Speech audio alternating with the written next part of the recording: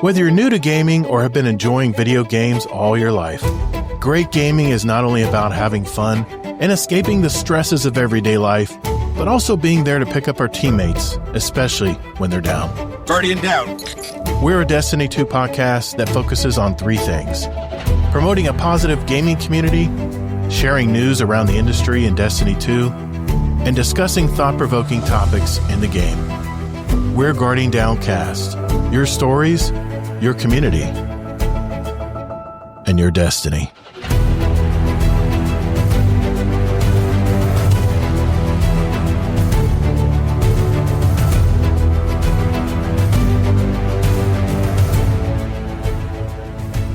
What's up, Guardian? Welcome to episode 322 of Guardian Downcast. I'm your host, Todd the Gator, and I'm a Day One Guardian who loves gaming and especially, I think, the Destiny franchise. We're the podcast that's all about your stories, your community, and your destiny. For those of you who may have just discovered our podcast, we're a weekly gaming show with an emphasis on the Destiny franchise. We've been doing this for like over 6 years now. So we talk about entertainment, other topics of discussion as well from time to time, especially on our roundtable episodes, which are typically every month for a more diverse conversation. But we do talk a lot of Destiny 2. And for those of you listening right now on the podcast platforms out there, know that you can always see our replays on YouTube and Twitch. It's Todd the Gator, TODDTHEGATR. And like I said, that's on YouTube and Twitch. And of course, our fine folks here in the Discord in our live stage, where you can actually listen in or actually see our beautiful faces here live every Thursday night, typically at 9 o'clock. We're an hour later this week, just for some scheduling conflicts. Want to make sure everybody was good to go. But I do have my great co-host from the great state of Utah, Mr. Kingsley Mack, back with us again. How's it going, Mike? Yeah, glad to be here as always, especially when we have a guest. Yeah, guest shows are always fun, man. Well, this week we have our monthly guest episode, and it's funny. This member of our community was just giving me some feedback about a previous show, and we struck up a conversation. I discovered what career path he chose, and I thought it'd be great. He'd be a great guest for the show. He's been a part of Guardian Downcast community for over 2 years now. Wow, 2 years.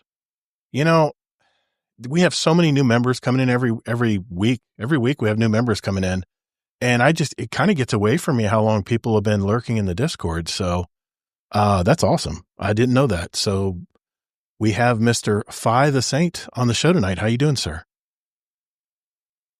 Hello. Hi, everyone. Glad to be here. Yeah, good to see you, man. Good to see you. We got some interesting conversation to talk about tonight.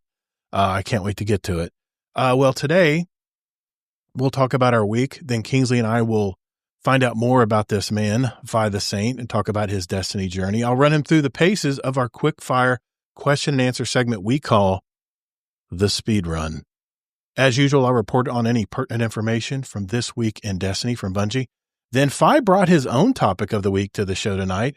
We'll get into that as well. If there's any questions from our community, we'll be sure to answer those later in the show. If you do have a question for us, if you're sitting with us live tonight and you have a question you want to ask us, go to our Discord, go to podcast questions, and enter them there. We even actually have a separate thread for just the show tonight. And enter your question in there if you have any questions for us. And when we get to that part of a segment at the end of the show, we'll try our best to answer everyone's question. So I also have our question of the week. I did ask our question of the week, and we'll also see how the results of that survey went and any comments that were posted as well. So if everyone's ready, let's roll. Hey, thanks for listening to Guardian Downcast. There are several ways you can contact us. First, you can find us on X at Guardian Downcast. Or you can find us on our Instagram at Guardian Downcast and see what pics and reels Todd the Gator and his podcast guests want to share with you guys. We have a brand new website too. Just visit guardiandowncast.com, where you can find all of our contact info, leave us a voicemail, give our show a rating or review, search for any past episodes, or even give back to our community. Also, don't forget to sign up for future updates to the show, where we'll also have random drawings throughout the year, and you may win a gift card or even some GDC merch. And finally, you can send us an email at guardiandowncast@gmail.com. Our community thrives on interaction, so get involved and check us out. Well, it's been a It's been an interesting week to say the least. I mean, I lost a good podcaster last week, and Ash and Iron kind of started off with a whimper. With we won't have to go back into that if we don't need to. But just want to catch up with you guys and just see how your week's gone. I have a few things to mention. I do have a movie review tonight I want to talk about. But Fi, I'll go with you, man. I'll go with you first. How's your week been? What have you been up to this week? I have been good. Last week was, like you're saying, like it was kind of a down week. I wasn't feeling too much in gaming. I wanted to do some more Expedition 33, Nice. but I just wasn't feeling for that. But I am very happy because it's Iron Banner, and I love Iron Banner. I'm all about the events.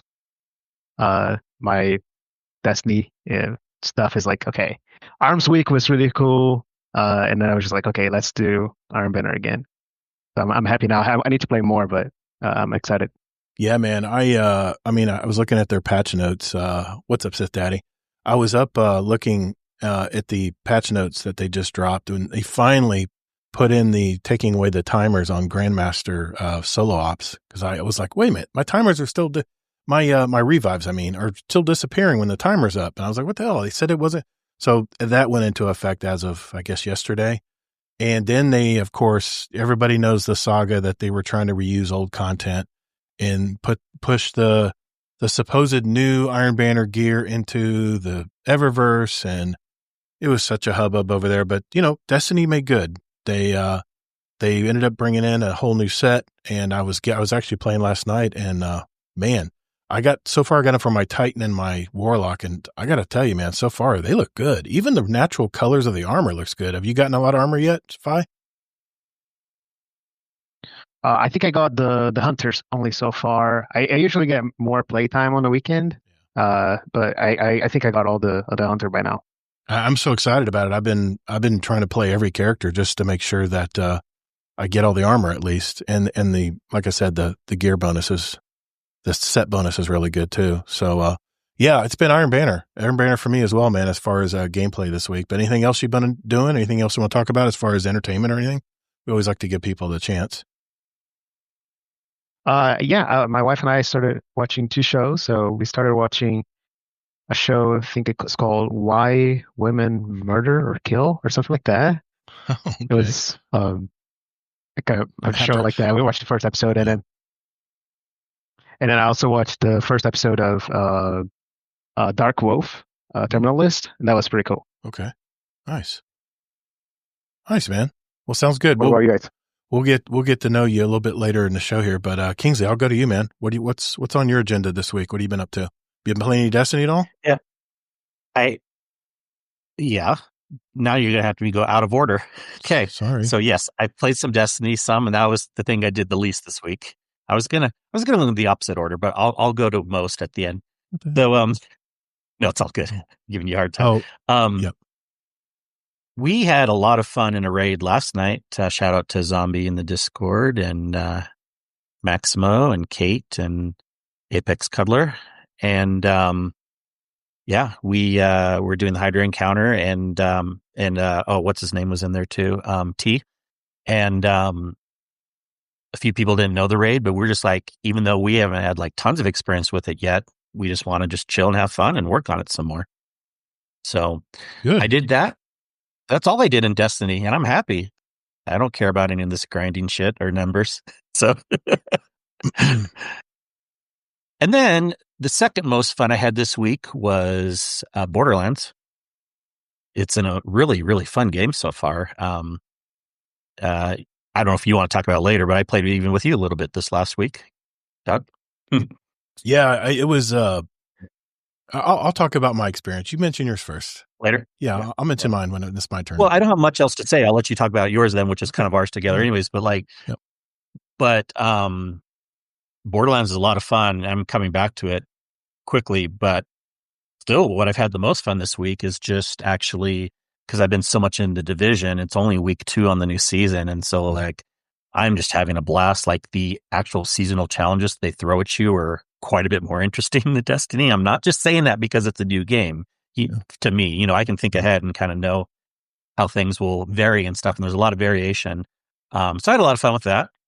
and looking forward to even there's one other game. Oh yeah, AC Shadows expansion I downloaded today. But you were probably laughing. I have too many games. I'm not laughing. I'm not laughing at you, man. I'm not laughing at you. I know you love. I know you love that series. Well, I would take it good-hearted anyways. I kind of like jumping around from game to game, even though I'm not truly ADHD, but it really tickles my fancy having a variety, What's up, MJT2? Yeah, my buddy here invited me to play Saturday night. I usually try to stream every Saturday night, whether we do a raid or not. And I said, let's try this Borderlands 4. I went ahead and bought the game. Everyone had pretty good praises about it, except the PC performance issues from Steam is what I heard. And of course, where did I buy the game? I bought it on Steam. So as soon as I turned the game on, don't worry, it's working on console right now. Oh, don't worry, it's worse on console. Oh, okay, that's good to know that because I don't have it on console. You can make it better on Steam. Yeah. So don't think you. Oh, I know bought it on console. Oh, and I know they've had patches. They've had patches since too. So I mean, they don't want their game to flop. And as soon as I turned on the game, my computer went. Whoo! I mean, it felt like a turbojet in here. It was all the fans were going. I'm like, you were trying to do 4K. What is going on? You were trying to do 4K. Anyway, I was like, well, I know I brought it down to 1440 and it still was humming pretty good. But once we figured it out. Long story short, we figured it out. But I got to the first boss in Splashtown before calling it a night. Mike was very patient. He waited for me to look around and explore and open every green chest that I could find because I'm, me, man, I got to find everything. I got to get the loot. I got to get the currency. I got to farm the stuff, man. And I thought the final boss was really fun. I fought him on my own. Kingsley had to sign off for the night, but I ended up fighting him at the very end because we had already gotten there. I wanted to finish it. And I got to admit, it was a lot of fun. Good balance. It was a pretty good balance. I played on normal. It was a pretty good balance between skill and difficulty. I think it was a good balance fight. And I'll kind of mention more about that later on our topic, but of course, it's been Iron Banner, man. I mean, I've been pleasantly surprised with the armor we're getting from Iron Banner. It's too bad that it's such a spoiled event because, of the armor issue, and a lot of people are probably not playing it out of principle because of what Bungie tried to put it in Eververse and stuff, and then raising Glimmer prices. They said it was a glitch. Who knows? I don't care. Honestly, it's just drama. But I tell you what, I played with my pal Warcry and some others that jumped in. I think Deadpool was there too. Deadpool and Merc. And every game we played on PC, and every game we were getting 3 to 4 pieces of loot. They were just showering with loot. In fact, Commando hopped on at the end there. Good to see him. I haven't seen him in forever. And he said, man, is it me or are they showering us with loot? I said, they are, man. Every game. We even had the last 2 games of the night, which was what I call the witching hour. It was getting into 1 a.m. on the East Coast. We would get these 6 stacks that were all cheating. I mean, they were, you would spawn in and immediately get shot in the head twice with a hand cannon and dead. People weren't missing their shots at all. And it was just obvious. They were zipping all over the map. It was just terrible. And even as I'm sitting there reporting each one of them, which who knows, I don't know if Carl's even still over there, underneath the fluorescent lights under the Bungie studios, if he's still under there, banning people that are reported. But, I say that tongue in cheek because who knows actually who's out there, actually looking at these reports. But anyway, while I'm sitting there reporting, I'm dying like 10 times. Like, I don't care. I mean, I'm going to die anyway. And as soon as we got mercied, of course, 3 or 4 piles of loot. I'm like, okay, win, lose, or draw. I'm fine. I'm doing good. Everything was tier 4 because I was at 412 power or something like that. But it's been a pleasurable experience. It has very well been a pleasurable experience on PC even, which that player base is even smaller than the console player base. But I haven't played on console yet. I'm going to do that this weekend. I'll report back next week and let you know how that went. But what else? Oh, yeah. I did see a movie. My wife and I saw through our AMC Stubbs A-List membership, of course. We saw the new Stephen King adapted movie called The Long Walk. It starred Mark Hamill was the major star in it. It was a light horror movie about an alternate reality 60s era America where our nation was suffering from poverty. Think of the Great Depression, maybe in another life. is what I was thinking was going on there. Every state would send volunteers, typically young men, or selected in this lottery system to compete in this brutal contest of mental and physical will. The movie starts out innocently enough between the participants, but once the first man is shot in the head when he fails to walk at 3.5 miles an hour nonstop, after they get 3 warnings, of course, that's the rules.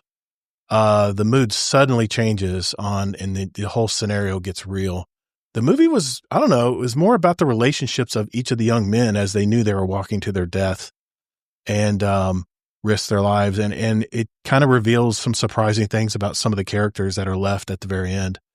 Although some people did not like how it ended, and we heard about it as we walked out of the theater, I thought the ending was good. It was good. Rotten Tomatoes gave this one 88% certified fresh, and audience gave it 85%. I agree. It was worth the watch. I give this one 4 stars. Solid, good movie. So check that one out. Just remember, it does have some graphic violence and gore, so be warned. I mean, some close-up stuff of kids' heads getting shot off. It's not the pleasant thing to see, but, it is what it is. It is a light horror movie. Next week, I'm going to be reviewing 2 movies. The first is a love story adventure movie called, starring Margot Robbie and Colin Farrell called, I think it's called The Big Wonderful Story or Big Wonderful Adventure or something. I don't know, something like that. But the one I'm looking forward to is from the mind of Jordan Peele called Him. Think Any Given Sunday meets Get Out. It's supposed to be a psychological thriller type movie. So I'll be seeing that on Wednesday. So I'll let you guys know what I thought of those movies next week. But we got a hard out tonight, Kingsley. So let's move right on to our interview with Phi the Saint. Hey, just a quick reminder that we have several Destiny 2 clans, and we invite all of you to be a part of it. If you're looking for a home to share your Destiny experiences, now'd be a great time to jump in and get to know some of these great gamers. We're here for the community and friends you make along the way, and no hardcore restrictions. And enjoy what time you have for Destiny is all we ask. So if you're looking for a clan out there, join our Discord. That's discord.gg/GuardianDownCast, and just reach out to a mod and we'll open the door for you. So join us, and later, Guardian. All right, Mr. Phi the Saint. Let's get to know you a little bit better here, man. Let's first start out by where you're from and what do you do, sir? I am currently living in Texas, DFW area, but I'm originally from Brazil. Wow, very cool, man. Very cool. And what do you do to pay the bills? I am a reseller, online reseller of electronics. Really? So I buy and sell electronics. Sell them on Amazon, eBay. Yeah, that's a good business, huh? Is it your own business or you work for someone who does it? So this is the second business that I'm like the number 2. Pretty much I run the business, but I'm not the owner. Oh, very cool, man. So you're the man on the floor. You're the operations guy. You're getting it done. Nice, man. It's good to know.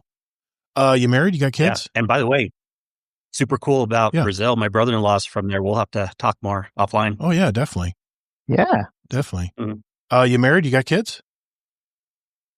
Yes, I have. I'm married, and I have 5 kids, and number 6 is going to be here anytime now. God bless you, man. Just take a nap now, man. Jeez, 6 kids. Dang. I got 2, man, and that's enough.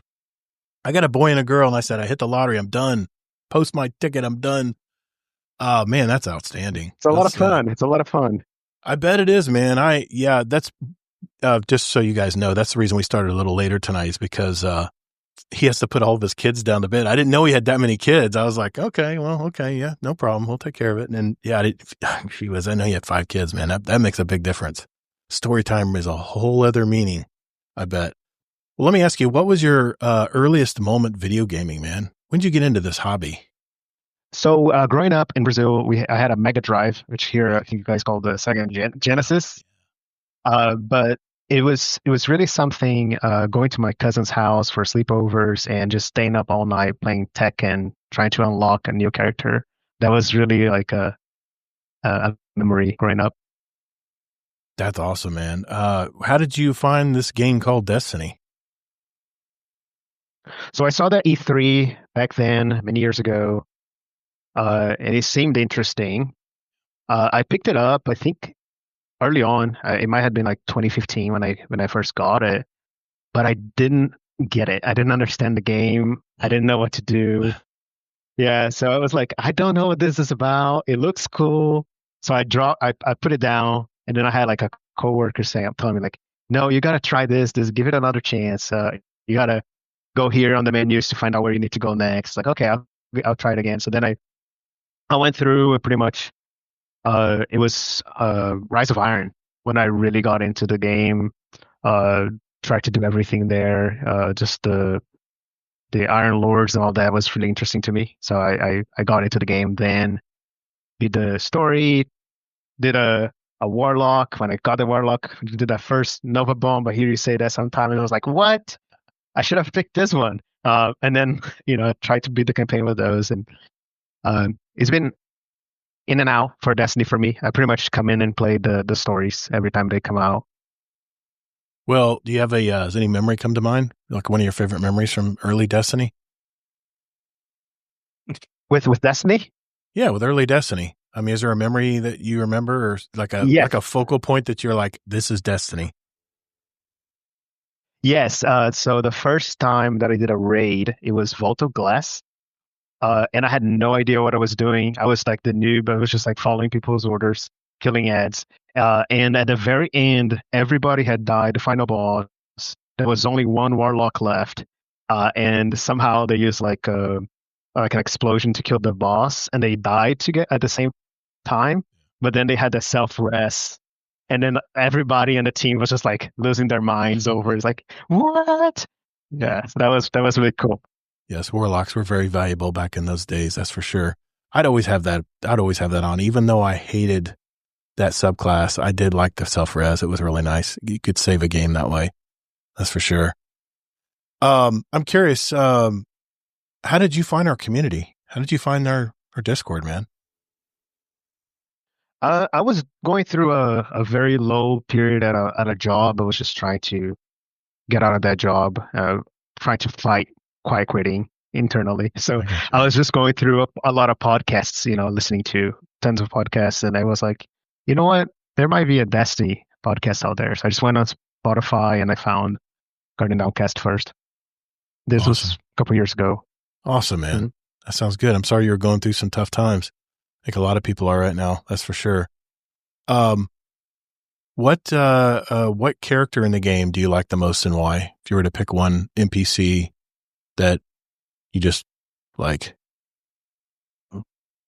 Hands down, Lord Shex is just my favorite character in the game. All those one-liners, I used to work out to the Shex exercise for a while. Nice. Everybody says Drifter. Shax never gets his due, man. That poor guy. He works so hard to train us Guardians, that's for sure. Are you a solo player or more of a group fire team type player? If you were to categorize yourself into one slot. Nowadays, I'm more solo. I'd like to be more fire team. It's just the phase of life I'm in now. I got you. Yeah. All right, I won't go there. Do you, just curious, do you do bounties? What little few we have left. I used to the Crucible bounties. I used to pick them all up and then see what happened. But I would definitely try to do like Crucible a little bit, and the Gambit ones, and then like maybe the strikes if I had time. But nowadays, not really. Okay. I get it, man. I mean, there's fewer and fewer of them to do. That's for sure. That's definitely it. Are you a Titan hunter or Warlock main? Hunter. Okay, I won't hold that against you. It's all right. I know you definitely play Crucible now because Hunters definitely got it. They got a few benefits playing. Well, I'll say that the Warlock. If I feel like I'm dying too much, yeah. I'll change to a Warlock and see what happens. Okay, I got you. What activities do you prefer to play the most? I mean, before Portal was the only thing we could play. What was the thing you really enjoyed in the game, and why? I enjoy the Crucible. I think that especially when there's an event, sometimes the threes can get too sweaty. But the events are kind of fun, especially if they change things up. Like I thought the Arms Week was fun with the different mods. Solstice was interesting. So I think that whenever there's like an event that gives a reason to like change things up in the Crucible, I think that's fun for me. Even if it's not the Crucible, it's just something interesting. Crucible used to be like the ultimate end game, and I just wish wish Bungie gave it more attention. That's for sure. Hypothetical question here: if you had to empty your vault tomorrow, what one weapon in your vault would you refuse to delete, and why? I have a funny answer to this. My answer up until last week was going to be my Ace of Spades, and then I accidentally deleted it. So I was like, your kill counter reset. No. Yeah. It would be my Achilles shotgun. Okay. Because I worked so hard to get that thing back in the day. Yep. I still got mine. Mm. Yep. I still got mine too. I don't know if that'd be the very last gun I get rid of, but I definitely would. Okay. If Bungie assigned you a small but versatile dev team, just to you can work on anything in Destiny, anything on Destiny 2, what would you work on, man? Okay. I would create a custom game creation tool. Oh, nice. Where it would go, all crazy. So think about Arms Week. Think about, trying to copy from all possible other game modes out there where you can throw it in. I don't know. You're gonna call in a Primeval on the other Crucible team. Things that we know the game already has in the engine somewhat. It would be too crazy, but like things we did like in scrims back in the day, like everybody has to use a hand cannon or everybody has to use this gun type or whatever. Things that people could just be creative. That way we wouldn't be so depending on Bungie to do things for us. Yeah, that'd be nice. What did they call that? I didn't play a lot of Halo, but wasn't it called the Forge? Something like that, where you could create your own games. You had a player created maps or something like that. I'm not a Halo guy. I played a little bit of it, enough to get in trouble, but I think it was called the Forge or something like that, where you could make your own game types or make your own maps or something. I don't know. But do you have any other hobbies other than gaming? I don't know if you do with all those kids, but do you have any other hobbies?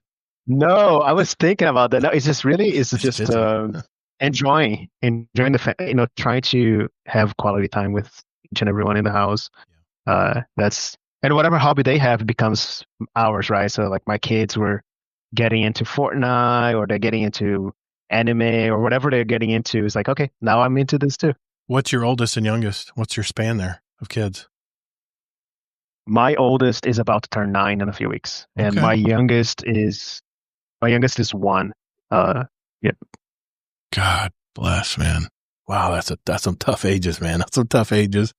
I'm a grandpa of a little over a year old, and I'm telling you, he drains all my energy every week, man. I love being with him. He's such a good kid. But man, they're a lot sometimes. The first one is the hardest. Yes, so of course. It just goes down here from there. Yeah, I mean, it's my son's first kid, and he's like, "Oh, we can't do this. No screens, none of this and that." And I'm like, "Oh, okay, we'll abide by your rules." And by the time you have the second kid, you're like, "Yeah, it's okay, whatever." You hit your head, rub some dirt on it, you're fine. Dude, I got to ask you, what is up with that gamer tag? Phi the Saint. It's a boring thing. It's my childhood nickname, what my sister used to call me, and then which comes from my name, and then my last name translated into English. So it's kind of combining those two things. Okay. That's not bad. I mean, at least it has a meaning to it. That's cool. Mm-hmm. Do you have a motto or mantra that you live by? I have a couple, but there's two that I think were very impactful for me. One of them was definitely like a professor, first day of school, told us like, get ready to change, because if you're not changing, you're not growing. That was just, it hit me very, like, I don't know, it just connected to something that was very different than what I grew up thinking. So just being open-minded. And then the other one is, my wife and I have this a lot. We often would think like when I'm on my deathbed or 9 years old, and I look back at my life, how will I feel about this decision I'm about to make? So often we will look at that as like having 6 kids, right? It's like when I look back, will I regret having these or will I not? And that dictates a lot how we make decisions. Yeah. Yeah, that's a good way to live, man. That's definitely a good way to live. Kingsley, did you want to ask him one of your signature questions before I finish on my last one here? Well, I want to know, actually, and if this takes too much time, we can cut out my other questions, but I want to know a cool short example of some cool computer or network or some kind of integration or job that you've done that was really interesting to you. Good question. Okay. I'll disclose as much as I can, but when I was 18 years old, I had to go to a country in Africa to sell and install technologies for their version of FBI. So the heads of the FBI of their country. And that was just so cool because I met the minister of that department. I was like, whoa, what am I doing here? That was an interesting job. Wow. Yeah, that is and I know you wouldn't be able to tell details, but I'm just still getting a feeling for what you're saying. And I can tell that was super interesting to you. So that's awesome to hear. Yeah, that is interesting. I mean, very cool. I just have silly questions too. If you want to answer, like, what's a favorite dessert or drink that you have? Ooh, favorite dessert. It definitely has to have chocolate. The chocolate is a mandatory part of the dessert. So like I think it's like a mousse or like a flan type of chocolate. Ooh, yes. That would be definitely chocolate there. Mousse, chocolate mousse. Drink. I don't know. I recently came across this like root beer ice cream flavor that was like I didn't know that it existed, and it was just like that today. Take a sip, and you're like, I'm just happy. This just makes me happy. That's awesome. It was good. Yeah, it was pretty good. Yeah, nice. I'll have to try it. Awesome, man. Awesome. Well, I'll close out Great with examples, yeah. I'll close out with my favorite question. What is one thing about you that our community might not know about you? I would say that this community means a good bit for me. It's as I don't have the time or the life now to be playing the game or to be into all the game. And we look at a lot like Bungie dropping the ball a lot of times, but when you go on Spotify, whatever, Discord, you guys are still here. I know that there's always, the mods and all the community here, and especially for me at GDC2, where, there's always the group is there, and just knowing that, this is Destiny. It's not what Bungie does. It's really what the community is doing. I like it. Well, thank you, Fi the Saint. Thanks for sharing your life with us a little bit tonight, man. I appreciate that. Well, you're not done yet. That means we have the speed run. Call the Praxic Order, call the Thanatonauts, the Jinsen Scribes, call everyone so they can witness you. Well, this segment is called the speed run. I've handpicked 25 questions from a pool of over 1,000 submitted by our community all these years. These are quick, simple questions to get to know our guests at an even deeper level. No time limits, no contest, just quick questions and answers. So, what do you think there, Fi? You ready to do this, man? Yes, sir. Let's do it. All right, here we go. Number 1, morning person or night owl? Night owl. All right, what was your first video game? Sonic 2. What is your favorite Destiny exotic? It can be from either game. Garth Hawkins. Okay. If you could choose, who would voice your ghost? Arnold Schwarzenegger. Oh, man, that's good. I never thought of that one. That's actually pretty good. Damn. Void, Solar, Arc, Stasis, or Strand? Arc. Pulse, hand cannon, scout, or auto rifle? Hand cannon. What is one of your favorite music artists?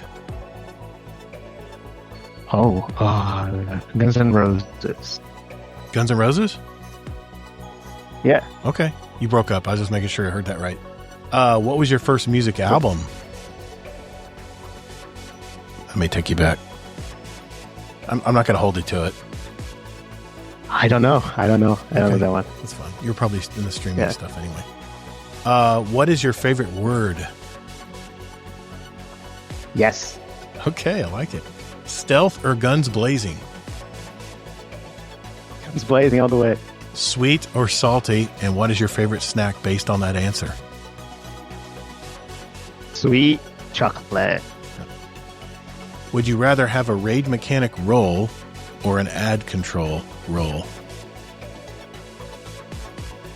Ad control. Okay.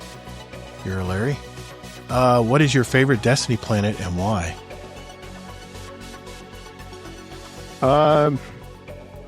Mars, Okay. I think. And it was just the escalation protocol and having the events happening was more interesting, I think. Like that. X-Wing or TIE Fighter? I don't know. TIE Fighter. Okay. If you could take any one famous person to dinner, who would you be?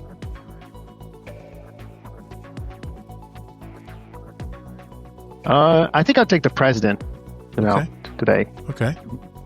Describe yourself in one word.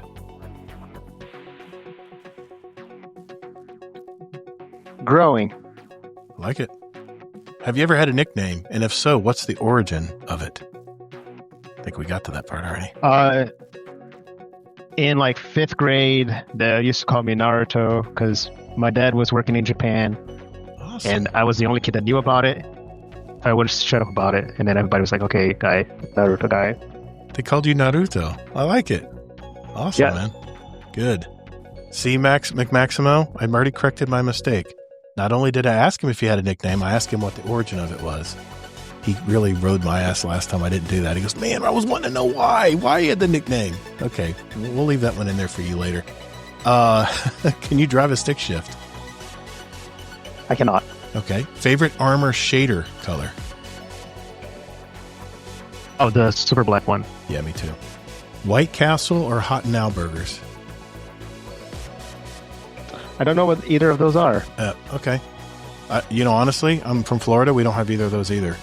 I don't know of any Hot Nows, and I don't know a White Castle, but that was submitted by one of our community members years ago. Definitely know White Castle, but we don't have either in Utah. White Castle's in Illinois, though, which I've been to, and other places around there. I've had White Castles in Indianapolis when I visited my wife's grandmother. So I know what. Okay. Yeah, they're basically crystals. They're the same thing as crystals, maybe a little bit better. But Hot Now, I've never had a Hot Now. Yeah. If you could vacation anywhere in the world, where would you go? Cancun, baby. Nice, Mexico. Okay. Game-winning score or game-saving stop? Winning score. If you had more time, what would you do with it? Spend more with family. Well, that kind of relates to the last one here. Hopefully you have a different answer. Name one thing that you would change about yourself.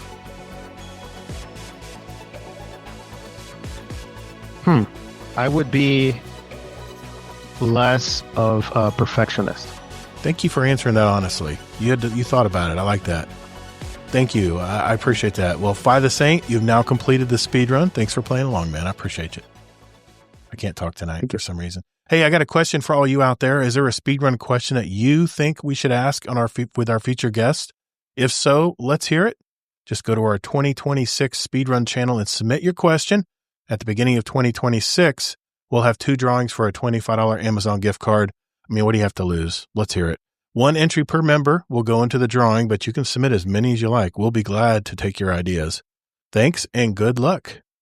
All right, that means it's time for This Week in Destiny. Hey, this is Mr. Monkey, not Killer Monkey, not Monocle Monkey, Mr. Monkey. Get your bounties done. You're listening to Guardian Downcast. All right, This Week in Destiny for September 18th, 2025. This week, we're chatting about where we're aiming to improve the power climb and reminding everyone of the rules of the upcoming Epic Raid Race happening soon. Are you partaking in the Iron Banner or prepping with your fire team to attempt to make history as the world first finishers of the Epic Raid? So they talk about bigger power climb improvements. Iron Banner's back. The Desert Perpetual Epic Raid is almost upon us. And join our Bungie Bounty for Good live stream. I'll pass it to you, Kingsley. What are they talking about first, man? Yeah. Well, really kind of a lot of, I mean, the TWID is stuff you've heard a lot before, just with some small details here and there. They say again in a very long paragraph that they're listening to us and they're doing things as fast as they can. Some of the details, raid and dungeon reward updates, which some of this we already know, but it's coming soon in the next week update where you can actually get much better loot in the new raid. The tier 3 is basically kind of like the minimum drop for that, which makes sense for a raid, even on normal. And then just more ways to make it even better. And you can increase things, you get more weapons. Now, one new thing is you can farm exotic weapons on the old raids. So I feel like, I know programming wise, that is much easier to make a quick switch. So that's probably why they're doing this than actually all the other stuff of putting tiered weapons into the old raids will take way more work. So that's why they can do this for now. So it's actually a good move on that. I got you. Okay. That's a good move. It is. I mean, for all of us that raid a lot, we all have the exotics. So I guess it'll be for people that don't raid that much. There's a lot of new players. Definitely. Yeah. Hopefully it'll get people interested. Yeah. Exactly. What else we got? Power climb. Now this I didn't care about as much. Do you know if there's really any different details than we already know? Doesn't look any different to me. We're just they're still working on speeding up the power climb even further. Bonus Ingram power updates, catch up mechanics to help your friends on the power climb. I mean, that's kind of stuff. I think that's a little bit more detail. We kind of knew there's something was happening there too, but that's actually good news. Again, we need more reasons to play with people instead of less. In the game right now. So that's all they're pretty much touching on there. They're going to make the Ingrams more powerful. I mean, I think they mentioned that in the past as well. If you missed part of the power climb or you're still feeling too far behind, don't worry. We're going to add a new catch-up mechanic that will help jumpstart you into earning power and higher tiered rewards. Okay. Our goal is to ensure that there are lots of opportunities to earn more powerful and higher tier loot, even if you're flying in during the latter part of the season. Look for more details soon. So I almost wonder, I mean, we've had catch up, but at most they're once a year in the past. Yeah. So you look at the history of Destiny. Do you think they would actually do like a multi-season catch up, like even several times where people have a chance? I'm still wondering if they're going to go back down to 200 come Renegades. I think there's going to be more and more pressure to not do that, but we'll have to see. Have like everyone at 3 or 4 or something. Whatever you're at, let's just keep it at where it's at. Maybe jump at 50 basis marks like they do usually with the seasons. I think they go 10 on the seasons and they go 50 with any major updates. So maybe go up 50 higher, but we're back to the precedence anymore. We're back to the 1,000 power stuff again. That's the same climb we're doing again. This was supposed to eliminate the need for power climb, and starting everyone back to the beginning. I don't know. I don't know what the answer is there, man. There is no answer. There isn't. There isn't. You need more content. That's what the answer is. Yeah, because the chores will always go in circles. What people want. Yeah, exactly. I did want to mention the Iron Banner stuff. It made its return, and if you're listening to this, you have one more day. By the way, if it's a Monday, on your listening to the audio episode, but they issued a live update before Iron Banner. And they began to swap out the visuals of Iron Banner's iron beryllium armor, which, like I said, man, it looks really good. All of the characters it looks good on. It's replacing the upcoming Ancient Majesty set. The Ancient Majesty set will not be purchasable from Eververse store. Too bad, I already bought it. And the Iron Beryllium set's original visuals will be available in a later update. Because of the swap, some icons and set names may be incorrect. We're working, I noticed that. I noticed the actual icon looks like the old armor, but once you put it on, you realize it's not what the picture's showing. So they said they'll fix that. You must have bought it quick before they. I did, man, dude. I love medieval knights and stuff. I've always liked that. I mean, think about it. That's why I like the Destiny. Destiny's all about knights and, the hero's journey and stuff. I mean, that's kind of why. Anyway, maybe they'll give me a discount on the next set or something. Maybe, yeah. Epic Raid Loot is almost here. CB Gray and Evan F are going to be hosting it again, September 27th. It pre-kicks off at 6 a.m. Pacific on the Bungie Twitch channel. There'll be some exclusives too if you watch it for how many minutes? No, it doesn't say. It just says if you tune in, you'll get this new. That emblem looks good, man. That's a beautifully done emblem. I might just it's tune pretty in. Good. And if you look at your Twitch stream streamer rewards tab, you can see it'll tell you like how close you are to getting it. So if there is a minimum amount of time. So it is the 27th, right? 27th of 28th, 27th of September. Sorry. Yep. And let's see. 28th. Showtimes, pre-shows from 6:45 a.m. to 10 a.m. Full raid coverage begins at they're going to cover it from 6:45 a.m. to 6 p.m. There's some other hosts as well, depending on what country you live in. They have all these different hosts listed as well. So check into that if you need to look into that as well. And that's all Pacific time that they're listing because that's Bungie's headquarters. So you Eastern people actually get to translate this time instead of the other way around. Yeah, I'm fine. I can just add 3 hours. It's no problem. It's once you get into Germany and those other countries, like that's the ones that start throwing me crazy. Anyway, updated race rules. You know that you have to, one member of your party needs to stream it. There's some overlays you can use if you need to cover information on your screen so people don't steal or stream snipe. Yeah, they didn't change anything here. It's They're all just the same. reminding us about the rules that they think. Was it just last week's 12 or was it 2 12s? It's 2 12s, I think. Quickly, the Bungie Bounty for Good is back. Join the Bungie Foundation Live. That was today. I mean, that doesn't help. We'll just kind of move on. That was today, so it didn't matter. Player support report. Anything there we need to mention, Kingsley, or is that a lot of the same? No, just if you play on Xbox more and more, just be careful. They're fixing issues as quick as they can, but for whatever reason, Xbox seems to be the most bugs of any system. And I'm not just saying this. It's been for months. I've been kind of internally tracking. So hopefully Bungie can get that figured out. Okay. All right. They're reverting some exotic stuff. They've already mentioned this as well.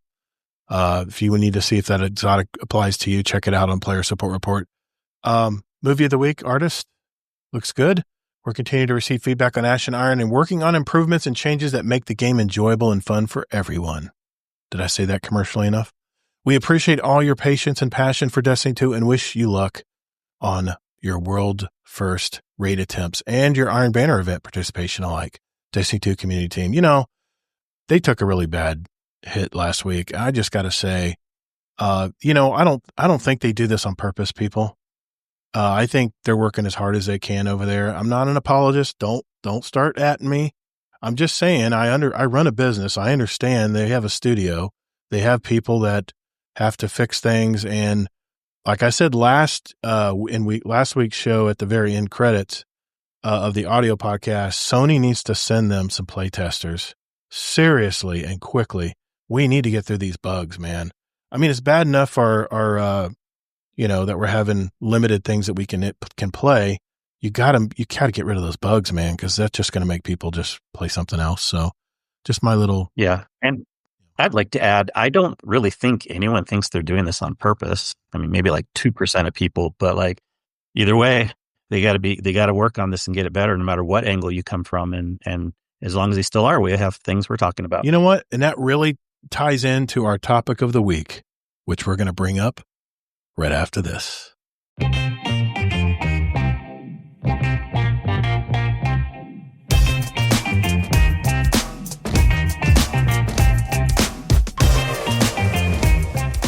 Hey Guardians, I'm currently freezing my butt off because Gator has the thermostat too low, but you're listening to Guardians Downcast. You're listening to what? You heard me. No, it's Guardian Downcast. Do I have to be jealous of him? I'm over this. Cut.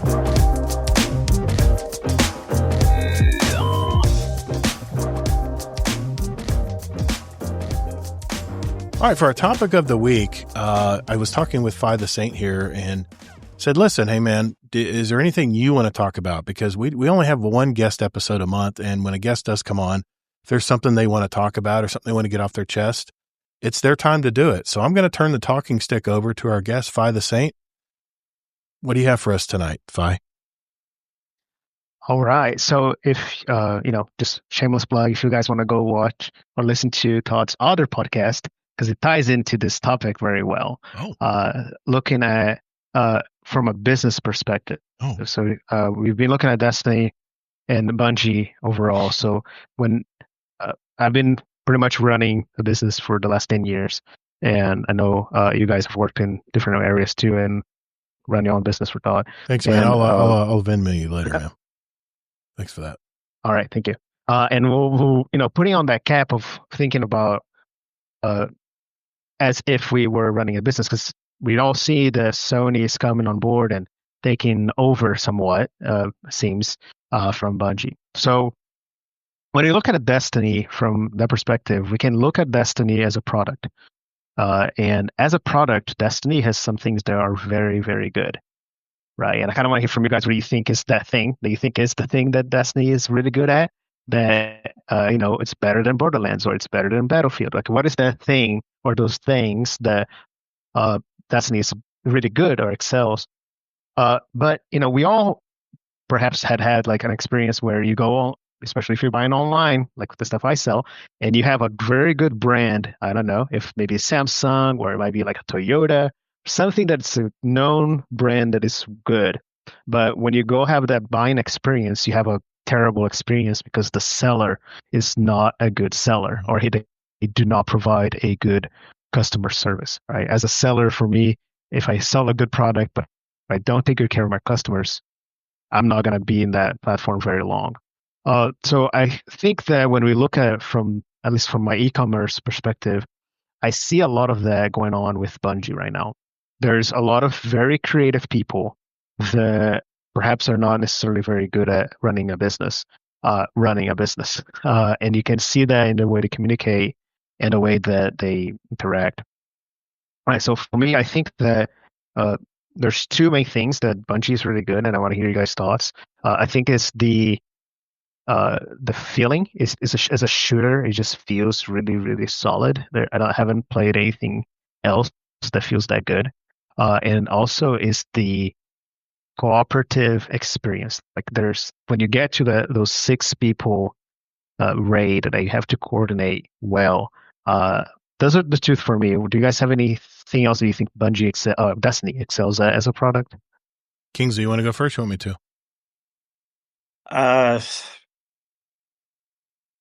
Yeah, I don't know how to answer the question. If I should answer based on what you said for your things, or because, I have played a lot of other games that have really good gun feel too. So for me, it's harder to come up with something that Bungie's doing these days that's dramatically different than other games, since I'm actually playing other games. But definitely the cooperative aspect, I could say, like, probably people tend to be more chill in Destiny for some reason when people group up together. I like that there's raids in the game in Destiny, just like there are in other games. So it's something I definitely look forward to doing. Yeah, the community aspect is really good. Obviously, I might be biased here, but I love our Guardian Downcast community because we're kind of, no matter what's going on with Destiny, we still have our weekly raids. We still do stuff together. But if originally I would tell you what really got me drawn to the Destiny game is the fact that I could get any weapon anywhere in Destiny's land, wherever, whatever activity, and I could take it into Crucible and shoot other Guardians with it. That was kind of the magic sauce for me. But I got to tell you, what I really enjoy now, what really keeps me hooked, is this loot system, the tiered armor, more so the armor than weapons. Because let's face it, tier 5 weapons, yes, you're getting enhanced magazine and barrel perks that I don't think you can get with the crafting weapons back in the day. You can only get the third and fourth combat rows changed out, but at least enhanced. But I love the fact that you can really focus in and build your Guardian for all different kinds of scenarios. I love this new tiered loot system. That's really what has drawn me lately into, and I love solo ops. I love the fact that I can drop in, try to get some of this loot, for maybe 30, 45 minutes and then peace out. I got to go to work. So those are the things that came to my mind when you asked that question. Yeah, and I wanted to ask that question because it leads to this idea of sales and friction, right? Like, so when you're dealing with selling a product or a service, you want to have as little friction between the customer and them getting that experience, right? So as a solo player, it's really hard to experience some of the best things of Destiny. That's true. And as that should be their in my opinion, as looking at it as a business, that should be the Bungie's primary goal, a priority. It should be, how do we get the average casual player to taste the best thing that Destiny has to offer with as little effort as possible, right? So, that's why I think there's a big disconnect between them. So, like, they don't seem to be either playing the game or even playing other games. So, like, you would imagine that they would look at, looter systems like PoE2, like Diablo, or in bringing that into the game. Or they would look at a product like, let's say, something like Fortnite. They're really good at, like, the whole building and, like, they're going crazy, right? The thought would be, what if you're bringing those things that Destiny has, and we would put in, do Battlefield 6, but with Destiny, right? Or do Fortnite, like, Battle Royale, but with Destiny. So do these things that will definitely break the game. Do pre-selected loadouts so that people can have the feel of those guns in the Crucible, right? So things that it would just be very easy, like, oh, this is broken, but it's fun. It gets viral. You get people like YouTubers that are not Destiny, like, Asmongold or any of these big names that, like, are looking at these games. They're like, oh, Destiny's kind of fun. Let's go get into that. So I think that there's definitely this, at least from my view, and I don't know where you guys are, I don't really rely too much on Bungie. Like, nowadays, I kind of do my thing.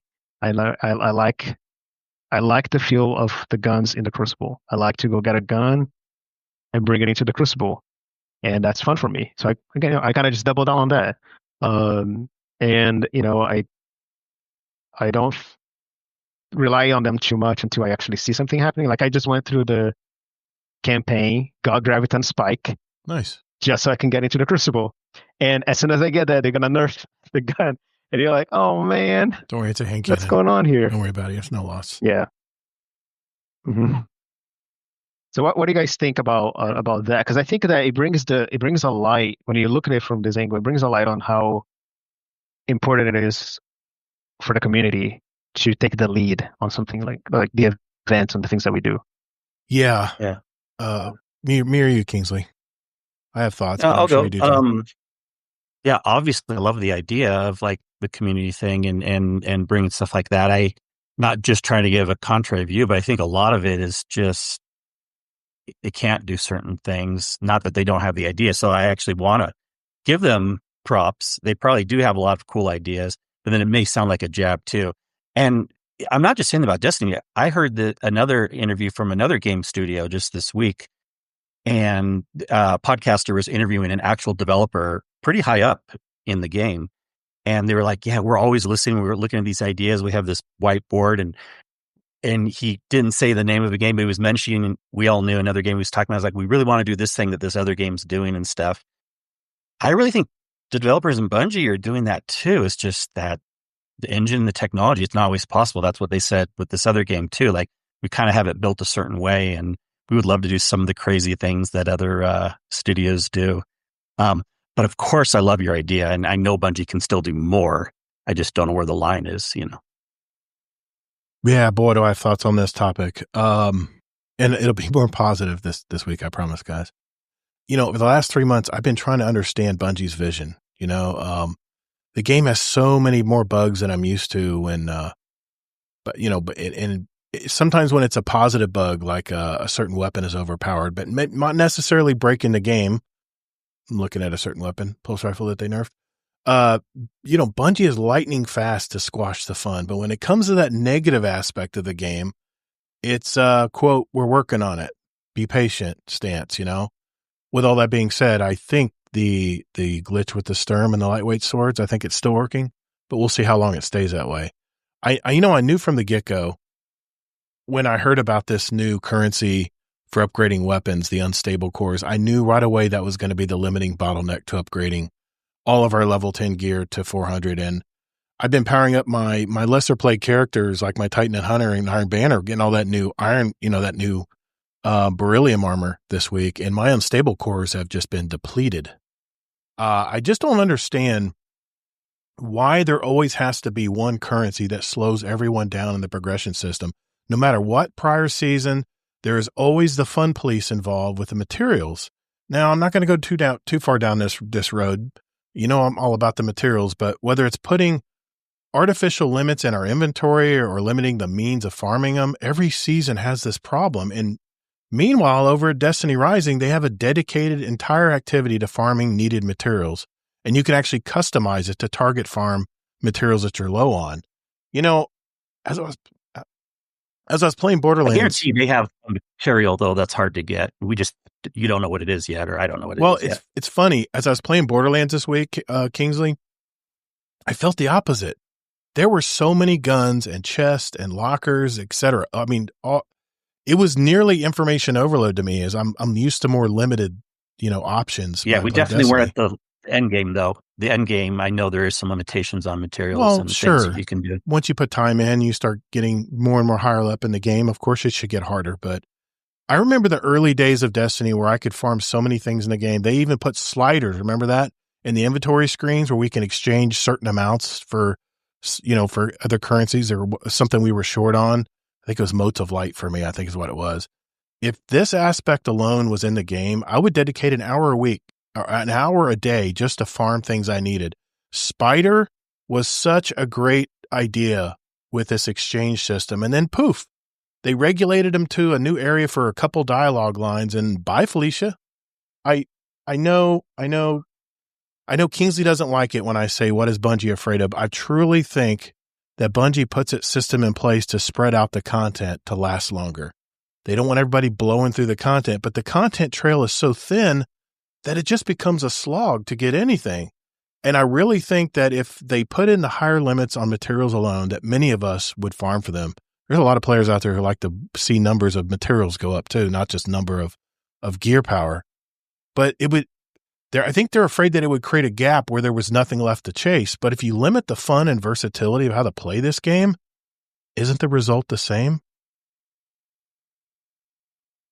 But I think other games do it that way too, unfortunately, though. You're just part of game design. I mean, that the fact that Destiny 2 is 11 years old and the competition to play games is much higher now, you would think that Bungie would just flood the gates with loot and ease of progression or farming systems or beginner level raids and dungeons. Instead, they've somewhat headed in the other direction. And if a Destiny content creator throws out a video of how Destiny content is way too easy or how they need to create something more challenging for content, then I say go play something else.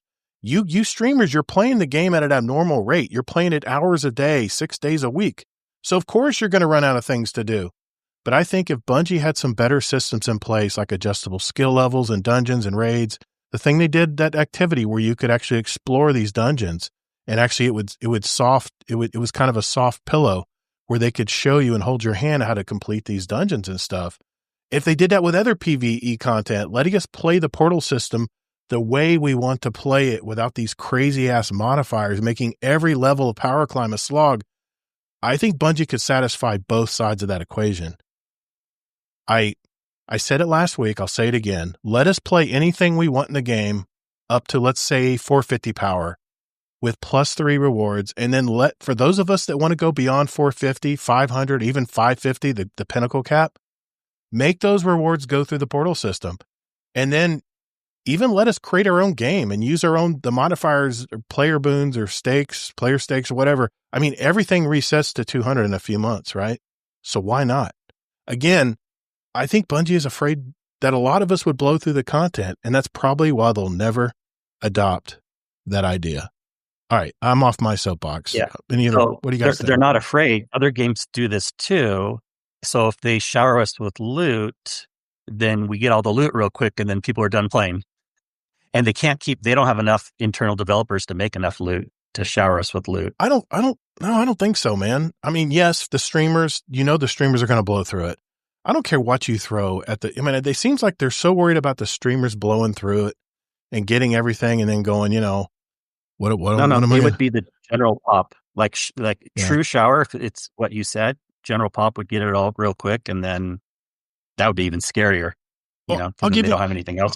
I have a question for you guys. So looking back, because you guys play way more than I have, so I'm not more casual. So, like looking back, like Curse of Osiris or even Warmind, where you kind of got everything at once. And people would in a month they play throughout all the content. What are you talking about? Complaining, there was. We do public. Remember the 2 tokens in a blue when they did a public event? We didn't get anything for those. Okay. Also, I want to be clear. If you mean there's 2 things. Are you talking about content gameplay or content weapons? Because there certainly were people that didn't get all the weapons right away. So I'm curious what you're talking about. You had that wheel. You had to. I'm speaking primarily on gameplay. Oh, okay. So the content, the content, but then also most people would play that 1 month after an expansion come out, and then they go through everything, the hardcore people. And then you kind of just have the ones that play raids. They kind of stick around until the next expansion comes out. Do you guys think that what we have now is better or worse for community sentiment? Maybe the seasons trained us to be more unhappy. Well, I mean, they always have the season pass bar, which is always a good thing because the more you play anything, really, you're adding XP, even though it's not a ton on a lot of things. But even if you go through. Just do planetary bounties now. You can still speed that up, especially on Cosmodrome. But I don't. Ash and Iron really it was a gut punch to me because I really was expecting a lot, at least a little bit of something. And then when it was just a mild update with a new seasonal track, I was like, that can't be it, man. That can't be it. And the fact that the only way we get any of the new gear is we have to go through the portal system or play only the new raid. We need to be able to go back and play whatever raid we want. If we have a raid night, we're playing a Deepstone Crypt. All those weapons and armor should be in the new tier system. Go ahead, Kingsley. So to answer your question, I think what we have now is worse, and I think the numbers pretty much prove it. If you look at the numbers, how many people playing the game. And I used to think, I don't know what the percentages of people that like just content more than grinding weapons and stuff, but I really think it's got to be over 50%. And if we had more content, there'd be more people playing the game. Yeah. Yeah, I remember the time I played the most was Forsaken when you had those weekly story drops. And it would be you go back, okay, then what's the new thing that Mara is going to say now? So that was really I cannot wait for the next little bit of the story. Keep in mind, Fi, that Forsaken, which I agree. In fact, this new Renegades reminds me a lot of Forsaken with the bosses, the underworld, and stuff like that, because we kind of did that with Forsaken too. But they had at least three studios helping Bungie build that expansion. And if you remember, the game was almost dead. And that's when they came out with the Triumph system and the exchange thing with Spider. I mean, they did, it was so great. And then they just took it all away. It just really was it was just a gut punch. It really was. And we're still here playing the game mainly because, like I said, build crafting armor and the gun feel. You can't, be able to go into Crucible and shoot some fools in the head with a new gun that you just got with a great perk, makes a difference. Anyway, that's my 2 cents. Yeah. Do you have anything you want else to add on that topic, Fi? No. I just think that at least it helps me. I don't like this word, but it helps me cope a little bit better with. I think of Destiny is a good product, but the sellers this customer service is just not that good that we're dealing with. I mean, yeah, the way they presented, I mean, I remember we would tell people to go to Steam and it'd be $300 something to get all the content to go back and play. There should have been some kind of manifold, some kind of interface with people coming in to play the new game. And it was obvious that Destiny Rising learned how to do that. And Kingsley was singing the praises of it a couple episodes ago, of how they were showing you how to disrupt a champion and what this meant, and try reloading your gun and see what it does and things like that. But I don't know, man. It's the game is so established now. I really don't know how they can create that ease of use this late in the story, this late in the game. I don't know if they can or will or have the time to do it. Marathon's their champion right now, and until whatever happens with Marathon happens, all eyes are on Marathon right now, and we'll just have to see if the Renegades, comes out with what it's promising. So, yeah, it's a good topic, man. When you brought it up, you actually had two topics, and I said, well, let's combine them both. That makes sense. That they need to make a better product that they can sell to anybody who wants to drop in and play the game. But at the same time, you were asking us, what do we do to create fun, and not rely on Bungie? And I would say the first thing is we have our raid nights here in our community. Those are a lot of fun, man. And whether we're helping someone who's never done a raid before, or just trying, like we've been slowly plodding along in the new Desert Perpetual raid. And we dedicate a couple hours every couple weeks to it. We're not in any hurry. It's not like it's going anywhere. And it's really fun to try to figure out with the group how to do these encounters. And I mean, we're making our own fun, right? Even if we don't get great drops, and every drop I would get at 412 power or 405 power was a tier 2. So I was like, okay, well, we just have to go from there. And they say they're working on that part, so we'll see. And another reason why I just realized why I like 6-player activities like raids, everyone in the team, because there's more people than 3, so there's more of a chance someone will throw a funny joke. It always happens. Someone's always in an ornery mood or a twisted mood that are in our group. That's for sure. Joking, having fun. Oh, of course. That's what I mean. That's what I meant. Yeah. I love it. Like McMaximo was talking about how he kept Taja was trying to get him through the lanterns in the Crota raid. And I'm like, man, I remember so many times I would be so worried about leaving someone behind me that I'd fall in a hole or a lantern would kick me off the edge of the cliff. And just good times, man. And that really is the thing we love about Destiny too, is playing with the community and stuff. I had a great time. I haven't seen Jeff in probably a month. I haven't played Crucible in 3 months. And it was good to catch up and just shoot the shit and play Iron Banner, man. So I try not to take it as seriously now. So it makes my enjoyment a lot better until you run into those cheater teams. And you really can't get angry. You just got to go, this is just stupid. I always think of a 13-year-old kid with braces, like the South Park, Kyle's sister. I always think of someone like that who runs these cheat codes and plays Crucible with them, and stomps all these people because they can see them through the walls and have auto aim triggers. And you know what I'm saying? It's just, I always when I think of it that way, I'm not quite as bothered. But anyway, yeah, it's a good topic. And I think our community is unique in the fact that we do still have fun with this game. We have a lot of people who join our Discord every week that are saying, hey man, my clan's dead. I want to see if I can join your clan. And that doesn't mean instantly you're going to be in games. You have to make the step. You got to make the effort. We have our Owl Sector bot where you can access, it's through the Sesh service. We pay for that every year. Our patrons help pay for that. And, you can set up your own games. You can set your own modifiers. You can customize however way you want to do it. And the system is really smooth. You can RSVP, or you can even drop out or remind you when it's coming up. It's a great system. I'm glad Kingsley reminded me of that, because our old system was getting buggy. And then we, of course, found out later that support to it was dropping. So, but yeah, that's how we still have fun playing the game, even though the Destiny product isn't in the best state right now.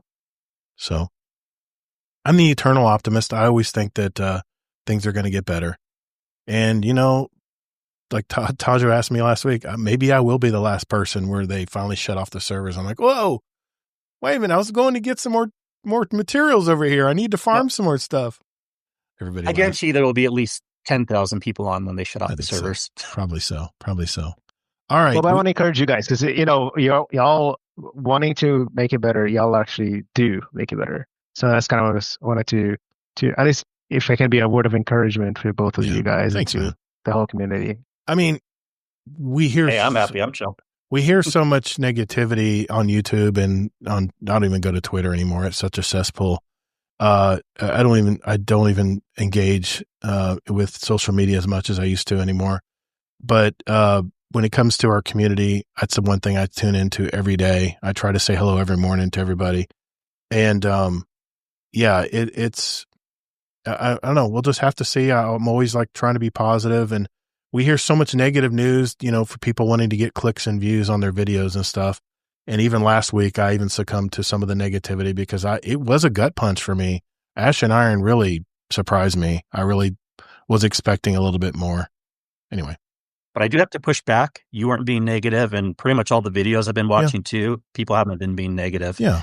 You can talk about things that you don't like, and that doesn't mean you're being negative. And that's what, luckily, most of the people in the community are having those type of conversations right now. I think they're in the same vein as how I was last week. They're just frustrated. And they see how Bungie, they see what needs to be corrected, and they're just hoping that Bungie is different sees than negative, for sure. Yeah, exactly. Anyway, I won't perseverate on that. Let's go on. We have some questions from our community here before we leave tonight. We'll do that right after this.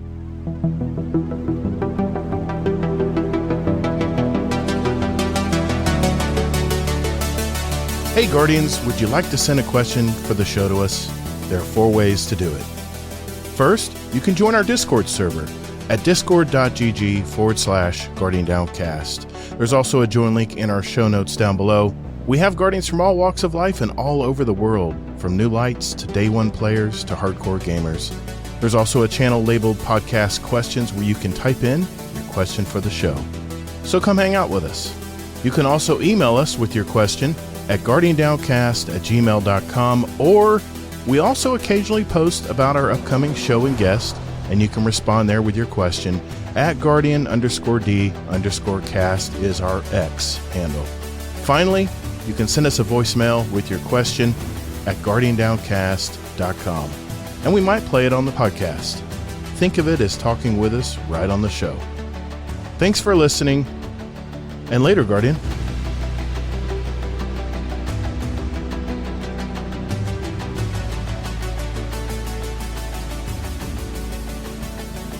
All right, boys and girls, this is the segment of our show where we get our questions from you guys. And we're going to start off here in our Discord questions. We have one from Miklo, one of our newest Patreon members. Welcome, sir. What piece of entertainment via movie, show, animation, video game has had an emotional impact on you? What do you guys think? Medium, it was the main question. What's the main? Well, one piece of entertainment, I guess any of those mediums I mentioned had an emotional impact on you. For me, it's always movies.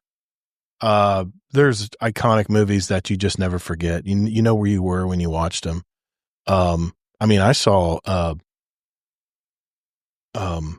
what's the one with Tom Hanks, Morgan Freeman, and the Shawshank Redemption? I saw that in the theater.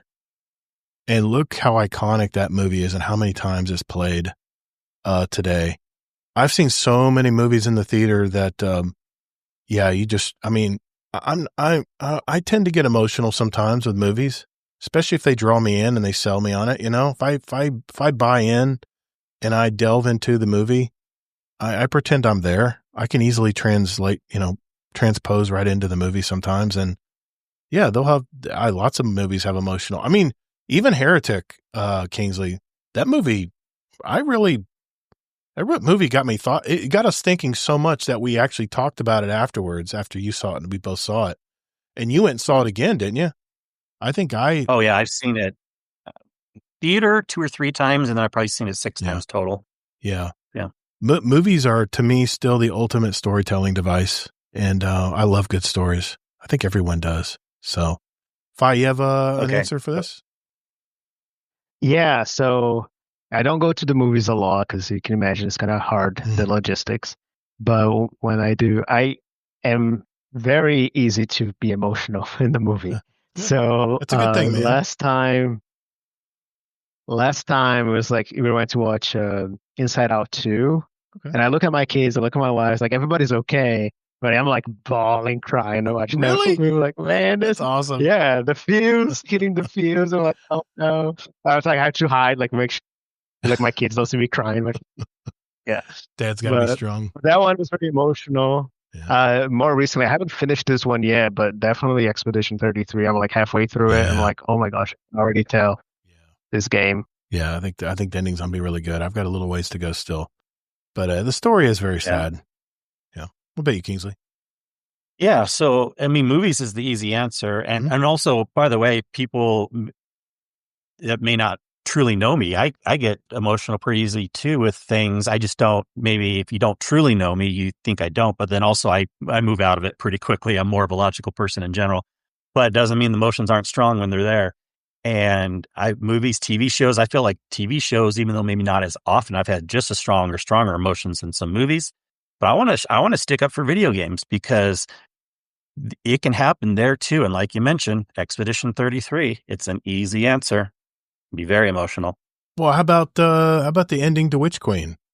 That blew me away, man. I mean, that was amazing. I don't know, man. That blew me away. That was really good. It was good. I mean, Final Shape. The ending to Final Shape. Come on, that didn't get everybody. I was crying. Yeah, I was just still thinking of Expedition 33, but yes, Final Shape was good. All right. I'm not trying to put words in your mouth. Anyway, thanks, Miklo. Appreciate that question, buddy. Mr. Dead Rabbit has a question here. He goes, who is Destiny 2 for right now? They're always talking about onboarding new players, but there aren't any activities that are fun to do with a team. It seems as though every single activity is pushed to the most extreme difficulty if you want to make progress. And as someone over 450 plus, it's incredibly punishing to do any activity from PvP to PvE.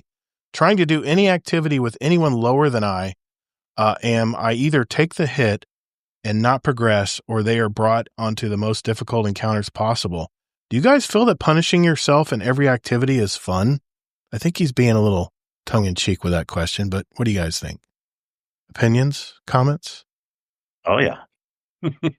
From my perspective of someone who doesn't get the time to do a lot of raids, it seems like the game is more for people who play raids than not. Not really for PvP players, not really for solo players. It's mostly for raiders. What's your power level now, Fi, if I might ask? No shaming. I just hit 300 today. I only cared until I could get into the trials. And then I was like, okay, I don't care anymore. What is that all through PvP? Pretty much? No, I'll play PvP and then I'll go do the portal. For me, the portal is helpful. Mm-hmm. That's because I just go in. It's like, okay, tell me what I need to do, and right here, just do it. Yeah. So that's kind of. I often play on one of these. Okay.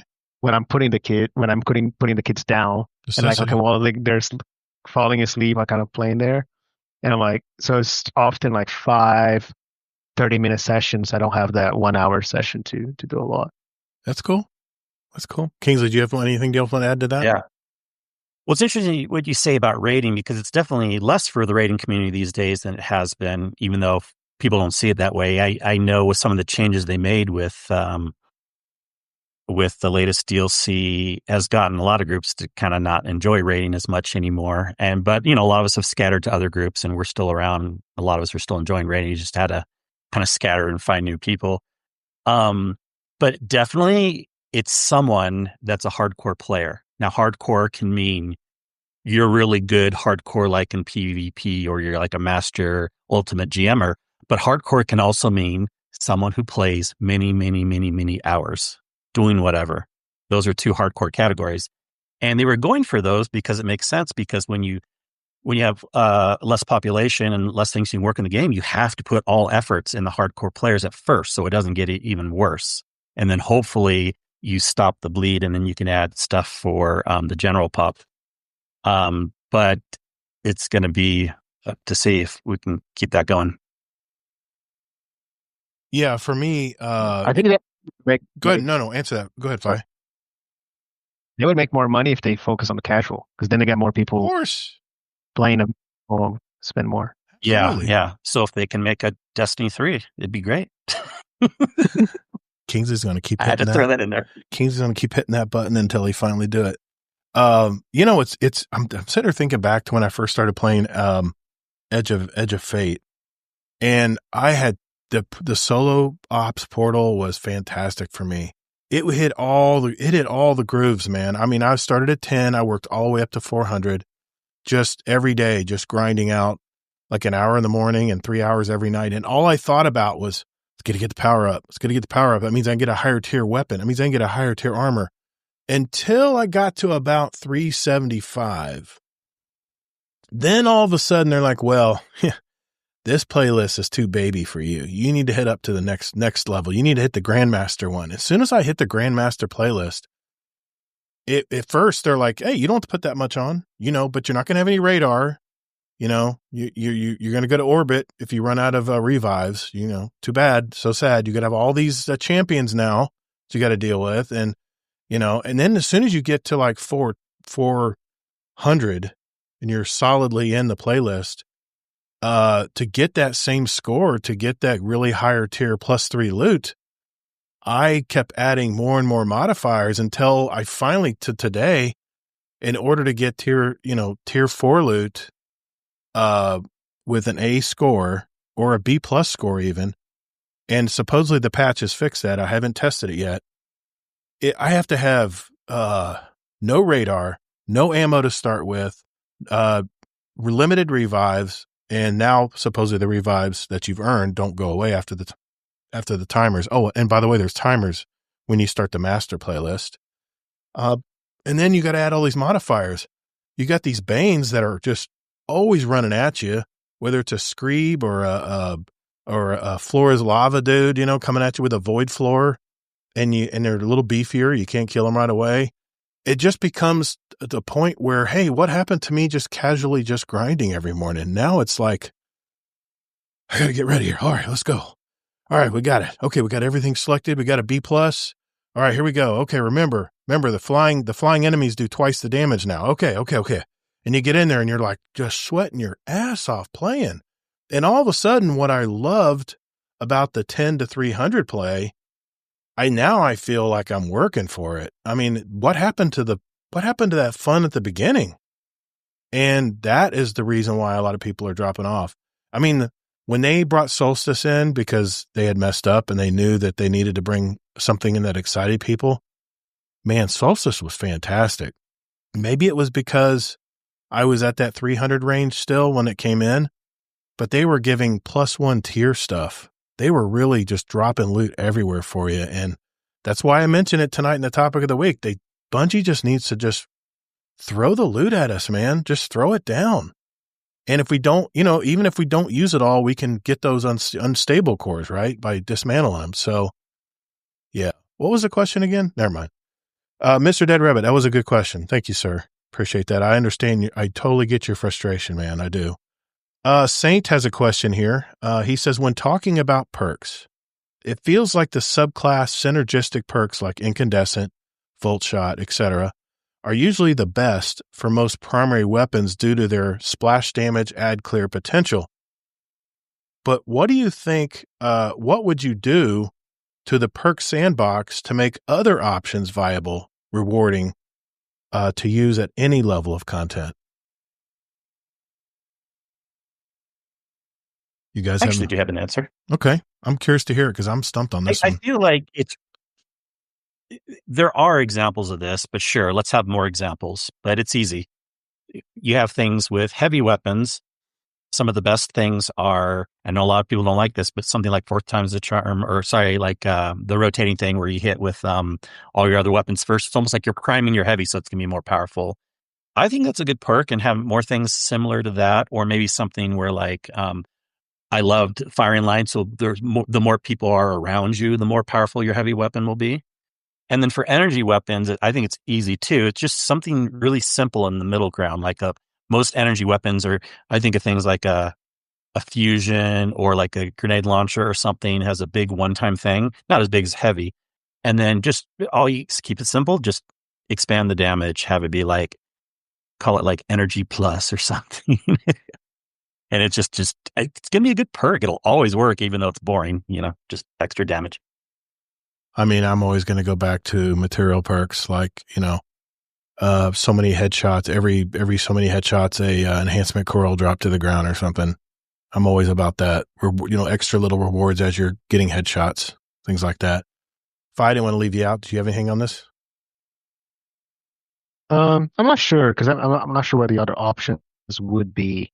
Okay. So like I remember looking at, like, I know some of my builds that Ronan has shared with me.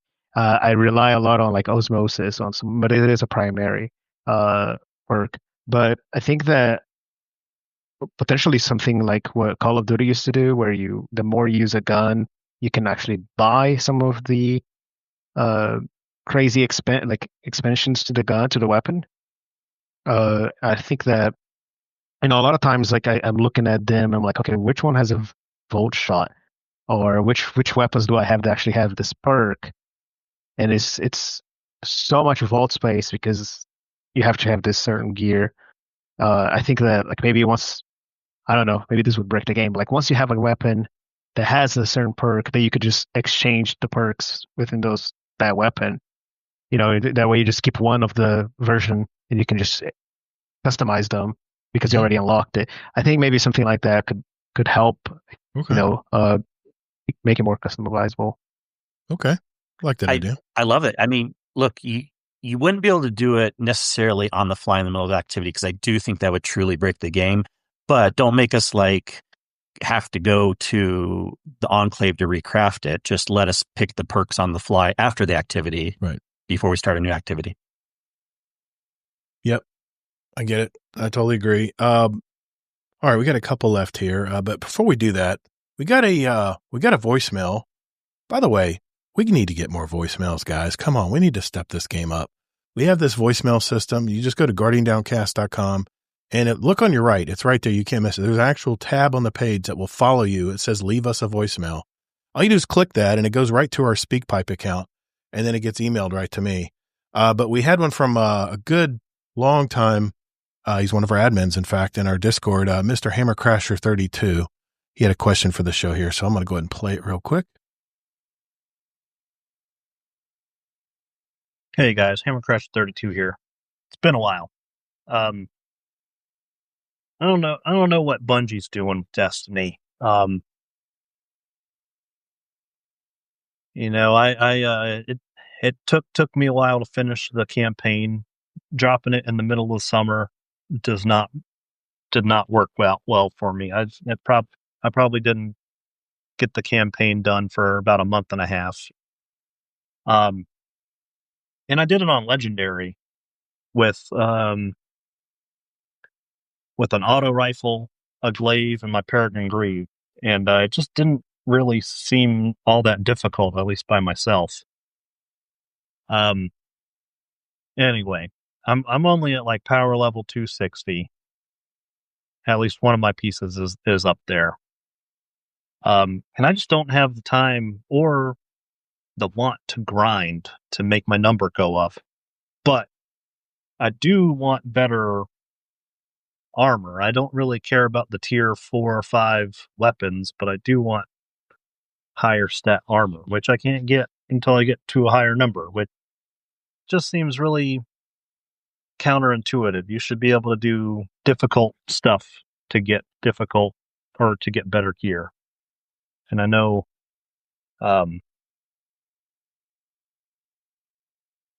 it cut off on him. He said it would cut off, but yeah, I mean, I think we got the gist of the comment. Yeah, and it doesn't always have to be a question, guys. It can be just a comment, something you're on top of your mind. But yeah, I mean, we've been talking about that, Hammercrasher, tonight. We empathize with you, man, because some of us, like Kingsley, you probably got the best attitude toward this, right? You're to the point where you're like, power number doesn't mean anything to me. Well, yeah, it's more than just that. There's other things in the game. Well, I'm not. But yeah, I have I'm a not chew on it too. oversimplifying. Sorry. Yeah. I mean, we had the impression actually when they were first talking about what was going to happen that it actually was going to be harder stuff gives you the better loot, not higher number gives you the better loot. Yeah.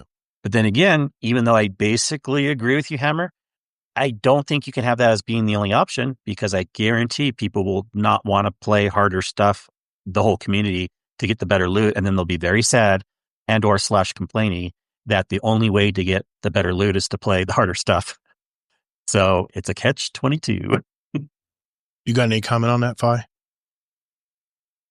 Yeah. So for me, the number go up is a secondary thing. I'm trying to have fun, and then I get a dopamine hit because like, oh, numbers going up. I spent 5 minutes, 10 minutes. It's making some progress towards something bigger. That's good, but yeah, it kind of sucks that like I'm at level 300 now, and I'm not gonna see it tier 5, like nowhere near. Like no matter what I do, it says like there's all these other good stuff out there that maybe in a couple weeks, it's like I might see it. Imagine if they had both options. They had the number option for the people that don't want to try hard, Right. and then they have the try hard version for people that don't want to spend 1,000,000 hours. That would solve the problem. Yeah, and the one thing I got to give Destiny props for is I kind of like this event thing they have going on. Other than last week, I mean, I didn't play New Territories. It was just such a mess.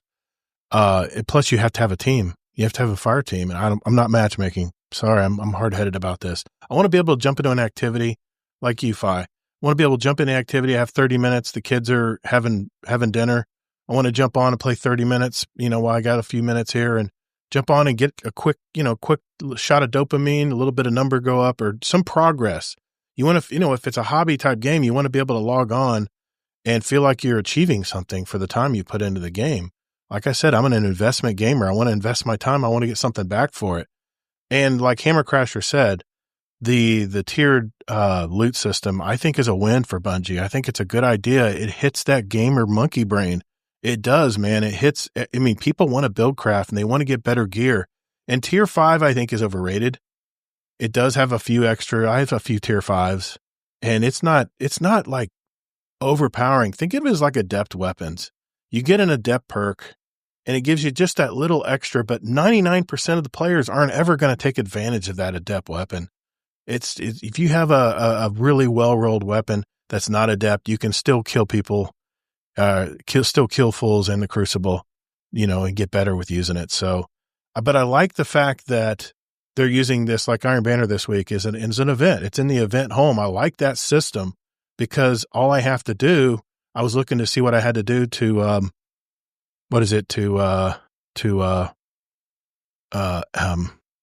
re-tier my Iron Banner title, my Iron Lord battle.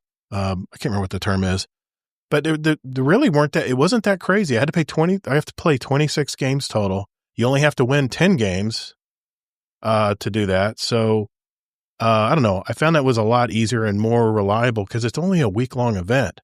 Where in the past, you would have to wait for it to come around 3 or 4 times to finally, get that Iron Lord title, whatever the word is. I can't think of it right now, but I got so many thoughts going through my head right now. But yeah, I like the fact that they have that. And if they have enough events going on all the time, then it might help with this portal problem that they have. But we'll just have to see. We have a question from Mr. Dead Rabbit here and a non-Destiny question. He goes, I've been listening to a lot of audiobooks recently. If you could recommend one book, doesn't have to be your favorite, what would it be? Well, I got an answer for this. I just finished this audiobook and it was really good. It's called Atomic Habits. I've been really trying to work on my fitness lately. And sometimes it just takes a different point of view on how to create really good habits in your life. And this book did it for me, man. It totally gave me a different way of seeing how to achieve my goals. And I won't go into it, but just look up Atomic Habits. It's one of the classic habit forming books out there. It's more of a self-help book. It's not a novel or any kind of non-fiction book, but it's a good book. So if you're wanting to make changes in your life, Atomic Habits is a really good audiobook to get. What about you guys?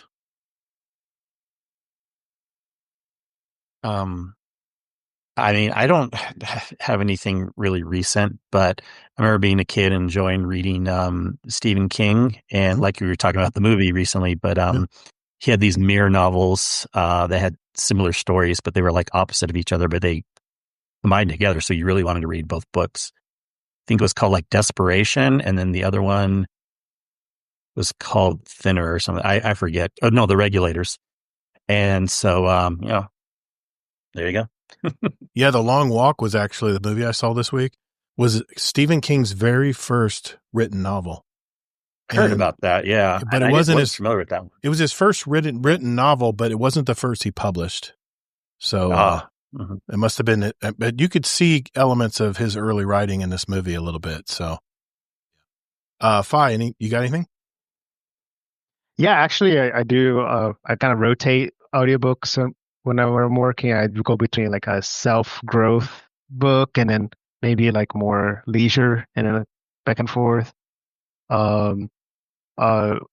This past weekend, just dealing with everything that was happening in the country with like Charlie Kirk and everything, I picked up first time I picked up a political book. It was Ben Shapiro, Lion and Scavengers. That was an interesting read. Yeah, it's his new book. I never It's his read latest. anything.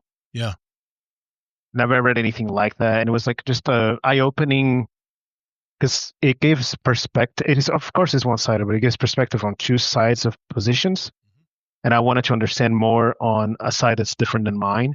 So I was like, okay, what does this thing? So that was good. But one that I would definitely recommend is Jocko Willink's Extreme Leadership. That's a very, very good book. Yep. SEAL Team 6. Yep. Awesome. All right. Thank you. One final question. This is from Barrel Barley 406. It's for you, Fi. If you could get on a plane tonight and fly anywhere in the world, where would it be?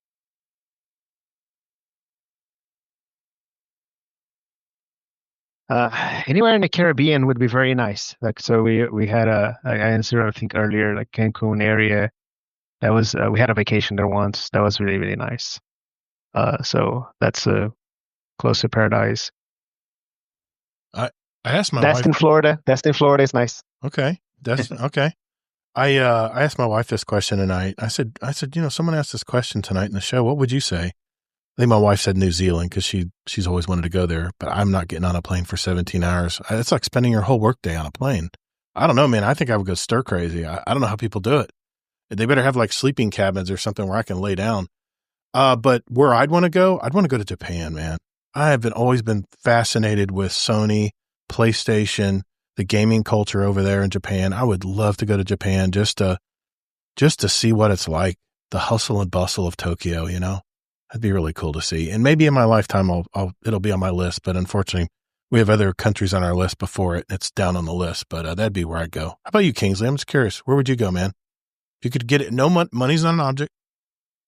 No, I know. I mean, Japan's the easy answer, but I really like the idea of like especially since you said your wife was saying about New Zealand, Australia. I mean, I have a brother-in-law lives in Australia, and maybe I'll move there someday and live with him. So, well, if you left right now, they're heading into winter now. So remember, their seasons are. Oh, I know it's opposite. Yeah. But yeah. Well, thanks Fun everybody. Fact, coming from the southern hemisphere, growing up there, the toilet flushes in the opposite direction. So if you ever go there, no way, that's bullshit. You're I definitely heard that before. What? Yeah, the water goes down. No, I think it's counterclockwise versus clockwise, depending on the southern. I'm getting punked right now. No way, man. I'm not buying it. Okay, Serious? and if you do it on the line, the equator line, it doesn't rotate. It goes straight down. That can't be right. Okay, I'll be Googling that later. That's for sure. I want to see video proof. All right. Thanks everybody for your questions tonight. That was good. That was a good bout of questions. Good amount. Before we go, I want to go over our question of the week in our Discord. Every week I try to put in a question of the week. And this is just a general survey I put in for our members of our Discord. And the question this week, I said, after the disappointing week of Ash and Iron, I might have been a little biased there in that starting out, but how much will you be playing Renegade? How much will you be playing until Renegades releases? I put A, every day, B, 4 to 5 days a week, C, 2 to 3 days a week, D, once a week, or E, none. Well, the good news is nobody selected none in our community. That was good news. Well, they're probably not in the Discord then. That might be true. Then we have lurkers. Also, nobody put every day. So majority of our answers, 25% in fact, were 4 to 5 days a week. 56%, which was the majority, said 2 to 3 times a week. And almost 19% said once per week. And I had a few comments here. Just wanted to read them real quick. Outside of Festival of Lost, this is from Tajo. The exotic mission and perhaps any weekly events to check out, then I doubt I will play much at all. Bungie has killed any motivation I have to play just to grind power levels. They don't seem to value our time whatsoever in that regard, so I won't waste it on that aspect of the game until things change. Zombie Pop said, I'll play some, but plan on picking up Borderlands 4 and Battlefield 6 as well as deer season opens up in October. That's a North Carolina thing. So Destiny will definitely be on the back burner for me, although I'll probably still do weekly raids. Hammer Crasher, speaking of which, says, I still love playing PvP, so I'll be playing that with my friends. Wouldn't mind jumping into a raid or two, but extended my play time is limited. Other than that, the portal can kick rock. Not a fan. Mr. Dead Rabbit said, I'd play more than 2 days, but in real life, stuff has limited most of my game time to the weekend. But I do get to play once in a while for a few activities if I'm able. Deadpool 1 Merc, classic Deadpool. So I'm going to play Destiny regardless. MJT2 said, likely not much. There's nothing D2 is doing right now that will pull me away from Rising, which is disappointing. LOL. Those are that was my question of the week. Did you guys have any comments on where you guys stand on that part? If not, go have fun. Don't let Bungie tell you how to play the game. I answered 2 to 3 days a week because on average I'm raiding once a week. Yeah, but sometimes it's twice a week. And so, to be fair, I kind of wanted to hit that 2 number just in case. For the record, I put 4 to 5 times a week, mainly because I'm working on my alt accounts right now, and I know everybody laughs, but I have alt accounts in GDC 2 and GDC 3, and if we're doing a raid night where everyone needs to be in the same clan to do like a clan raid or something, I want to have my guys ready to do that and jump in. So that's where I stand on it. Hey listeners, I just wanted to take a minute to thank our sponsors and advertisers. Thanks to our Patreon community, we don't need to worry about that. So enjoy continued ad-free listening, and if you're thinking about giving back to a listener-supported podcast like this one, check out GuardianDowncast.com and hit that Patreon button to find out more. Later, Guardian.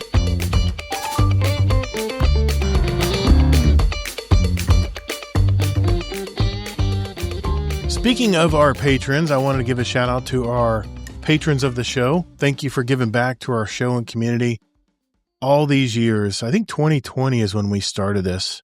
And there's a lot of special Patreon episodes in there for anyone who joins. Remember to check all that out. There's videos and actual audio podcast. I think last video I posted was how I actually edit the show for the podcast, the Guardian Downcast. So thank you to everyone who gives back to the show. A special thank you to our Dungeon Champion patron. That would be Deadpool 1 Merc. Thank you to our Raid Boss patrons out there, Jealous, Frostbite, and Amazing Taco King. Before we go, some final thoughts to wrap up this week. Man, I'm not going to lie. It's been a tough week for us all. And isn't it just nice to log in to some Destiny 2 and shoot some aliens in the head, right? Hopefully Bungie will finally have a solution to this new system they've created in the Edge of Fate. When the Portal system first arrived, I was having such a great time playing it. I got to tell you, they had me playing and thinking about playing every day. But until they have an answer for that post-200 power reward climb, and especially the gameplay involved, it's been rough to play solo ops like I did 2 months ago. Bungie's told us that this is priority 1 and they'll explain more next week, so we'll see. Meanwhile, jump into some Iron Banner as each game is showering you with loot. If you're hearing this on a Monday, when we drop this episode, try to at least enjoy it or jump into it later in the day before reset. Just remember that it is Iron Banner and all the typical Crucible issues apply, but if you go in with the loot in mind and the new beryllium armor looks fantastic on whatever character you have, then just sit back and have some fun and try to group up with some like-minded guardians, like the ones in our Discord community. That's discord.gg/GuardianDownCast. We have a very welcoming community, and don't hesitate to say hi and introduce yourself. And let us know where you're from, how you heard about us, and how you enjoy Destiny. And also, before you go, check out my brand new podcast, 50 Years Experience Required. It's all on the podcast apps out there if you normally use. In a nutshell, it's about personal stories and experiences that I've had and the lessons learned from trial and error that is life, right? My hope is that these topics of conversation can help you in whatever you do in your life. All in less than a 30-minute podcast. So check it out. I just released officially episode 4 this week, where I discuss my origins in creating my business from scratch to its now 30th year anniversary last April. I'll also have some tips and advice if you are actually thinking of taking the leap. So check your podcast out there and follow the show. And remember, it's 50 years experience required. Next week, Kingsley and I will return with another live episode. We'll catch up with any pertinent news in Ash and Iron if that comes our way. And remember, next week is our roundtable episode for the month. So keep an eye out in our announcements channel in our Discord. See who will be coming on the show with us. 9 p.m. Eastern Daylight Time this Thursday in our Discord stage channel, YouTube, and Twitch. We'll be streaming live to all 3 platforms simultaneously. So I hope you guys will join us. Well, that's a wrap. Another episode in our collection for our new listeners out there. We have 321 other episodes with interviews from gamers all over our community, talking Destiny and whatever comes up on our roundtable episodes. So take a look at those, especially if you're just finding out about us. And if you like what you hear, hit that share button. It's that easy. Everything is at GuardianDownCast.com. Thanks to our guest, Phi the Saint, for coming on the show this week. I had a really good time talking and learning more about him. Special thanks to my co-host, Kingsley Mack. His links will be in our show notes down below, as always. And you can contact me, Todd the Gator, all across socials and the gaming platforms out there. It's Todd the Gator, TODDTHEGATR. Or shoot me an email, guardiandowncast@gmail.com. Remember, as you're playing Edge of Fate, take breaks, get outside and touch grass. Bleehy48. See? Some things I do remember. Hey, remember everyone, we're Guardian Downcast, your stories, your community, and your destiny. And be good to your fellow Guardians in the Destinyverse. Defeat is not surrender, Guardian. Thank you all so very much for listening. And later, Guardian.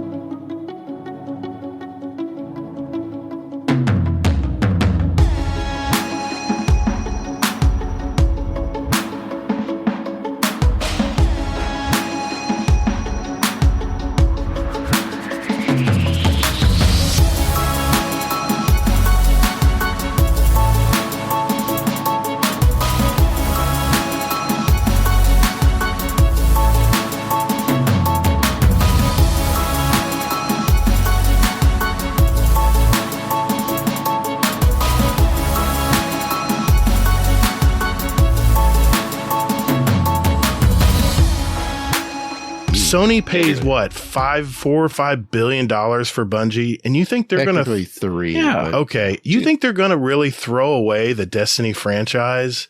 They're going to milk this thing dry, man. It's going to be Star Wars universe.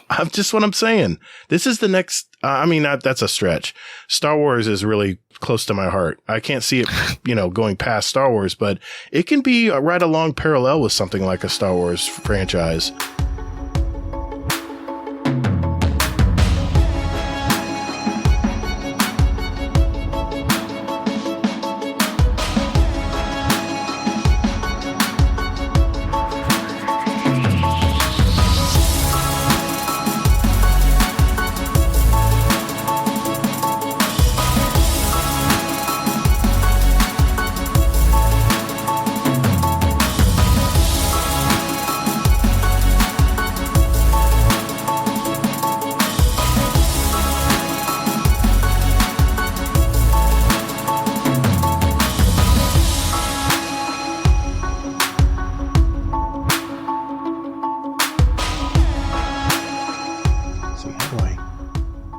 Button no press? You should be able to kick me. You should be able to kick me. Gator doesn't know technology. There we go.